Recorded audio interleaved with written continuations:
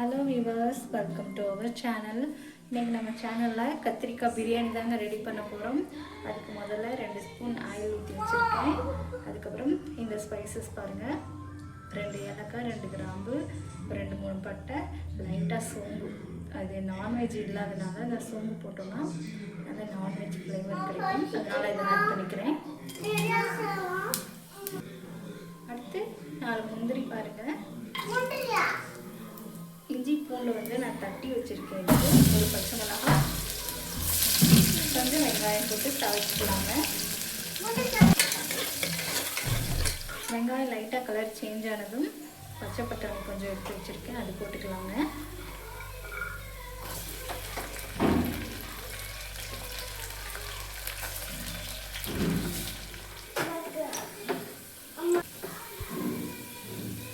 பட்டாணி போட்டு ஒரு 2 மினிட்ஸ் கழிச்சு பார்த்தீங்கன்னா ஃப்ரெஷ்ஷான கத்திரிக்காயை இதில் போட்டுக்கோங்க. நான் 150 கிராம் இதில் போட்டிருக்கேங்க.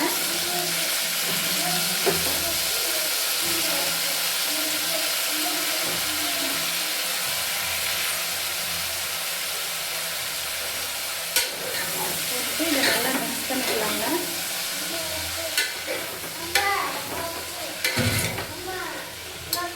இந்த ஸ்டேஜில் ஒரு ஸ்பூன் உப்பு போட்டோம்னா நம்ம போட்டுக்க கத்திரிக்காயில் வந்து உப்பு நல்லா ஆட் ஆகி வரும்.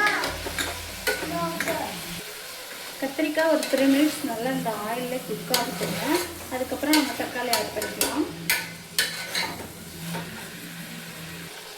இதுக்கு வந்து நான் நாட்டு கத்திரிக்காய் தாங்க எடுத்திருக்கேன், பிஞ்சு கத்திரிக்காய் எடுத்திருக்கேன். பிஞ்சு கத்திரிக்காய் போட்டால் தான் டேஸ்ட் நல்லாயிருக்கும்.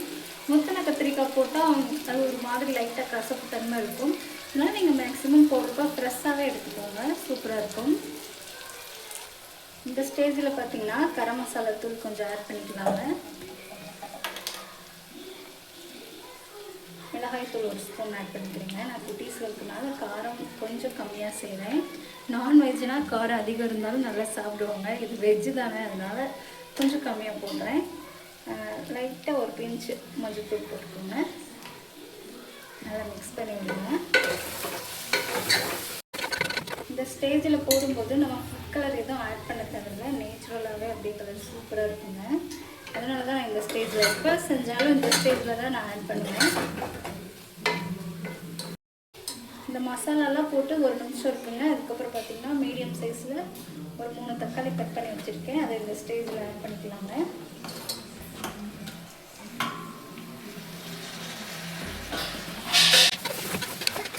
அதே மாதிரி தக்காளி ஒரு 3 மினிட்ஸ் நல்லா வதங்கட்டுங்க. 3 மினிட்ஸ் ஆயிடுச்சுங்க. பாருங்கள், தக்காளி தோல்லாம் இந்த மாதிரி பிரிஞ்சு வந்துடுச்சு. இந்த ஸ்டேஜில் நம்ம அரிசி ஆட் பண்ணிக்கலாங்க.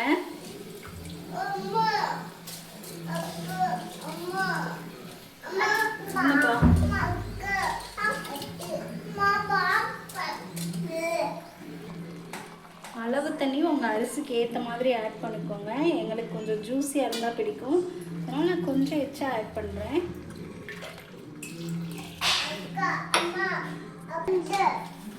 பாருங்கள், இந்த ஸ்டேஜில் வந்து உப்பு செக் பண்ணிக்கோங்க. இந்த மாதிரி ஆயில் இல்லாமல் நடுவில் இருந்து எடுத்து செக் பண்ணுங்கள், அப்போ தான் கரெக்டாக டேஸ்ட் பண்ண முடியும்.